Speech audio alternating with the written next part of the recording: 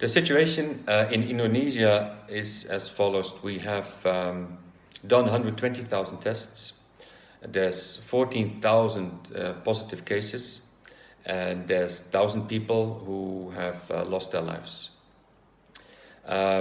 This on a population of 270 million people. So it's therefore that a lot of people put a question behind the reliability of these data. The government, they have avoided mass testing because they wanted to avoid to put a stress on what most people describe as an ill-equipped healthcare system.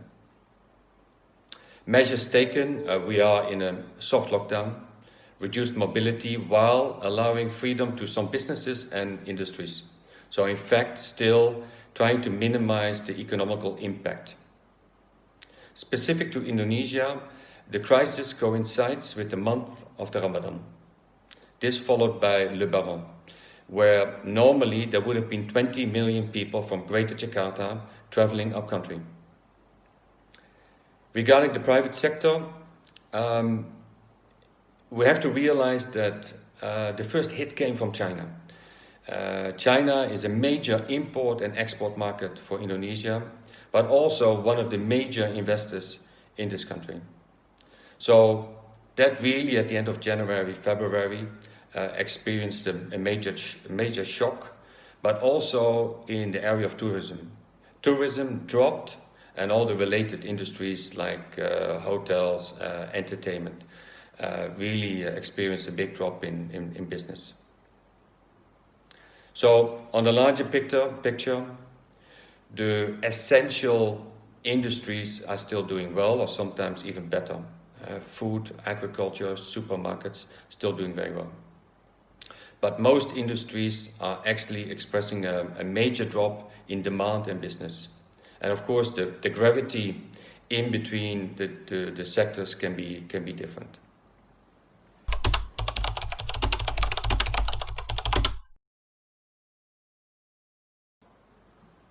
The government reacted slow, ignoring, underplaying the facts. The announcement of the lockdown brought some clarity and stopped most of all mobility. In fact, many offices needed or were forced to be closed. This forced the private sector to adapt.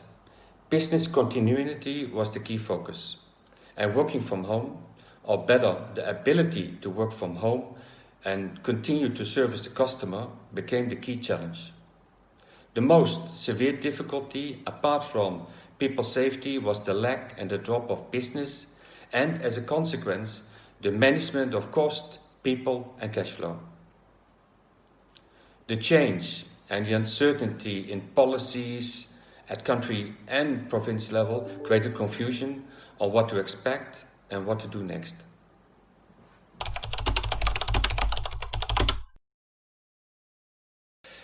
On your last question, I recommend to focus on the people. Ensure people are safe. You care about them and their families. But beyond physical safety, we need to think about the emotional safety.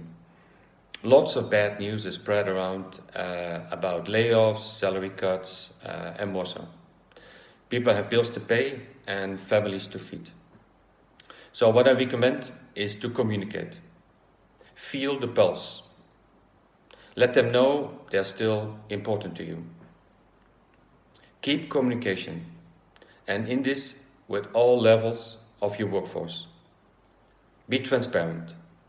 Michelin has been extremely transparent about the way and how they're going to manage this crisis. People and finance.